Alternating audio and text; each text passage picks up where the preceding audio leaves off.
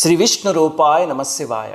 పూజ చేస్తున్న పూజ మీద మనస్సు నిలవట్లేదండి, యాంత్రికంగా అయిపోతుంది. ఆ మనస్సు నిలపడానికి ఏమన్నా టెక్నిక్ ఉందా అని అడుగుతున్నారు చాలామంది. దానికి 2 టెక్నిక్లు ఉన్నాయి, నేను కూడా అనుసరించేవే. ఏమిటి అంటే, మొట్టమొదటిది, మీరు ఏ స్తోత్రం అయితే చదువుతున్నారో దాని అర్థం తెలుసుకోండి. ఎప్పుడు అర్థం తెలిస్తే అనుభూతి కలుగుతుంది. ఉదాహరణకి మీరు రోజు చంద్రశేఖరాష్టకం చదువుతున్నారు అనుకోండి, మన ఛానల్లో దాని వ్యాఖ్యానం చెప్పాం, లేకపోతే కనకధార వ్యాఖ్యానం చెప్పాం. అలాంటివి అర్థం తెలుసుకుని చదవండి, అసలు కళ్ళమటి నీళ్ళు వస్తాయి, చాలా అనుభూతి కలుగుతుంది. ఇంకా రెండోది ఏమిటంటే, ఒక స్తోత్రం విపరీతంగా నోటికి వచ్చేసింది అనుకోండి, అప్పుడు ఏం చేస్తారంటే అది మానేసి ఇంకో కొత్త స్తోత్రం తీసుకుని చదవండి.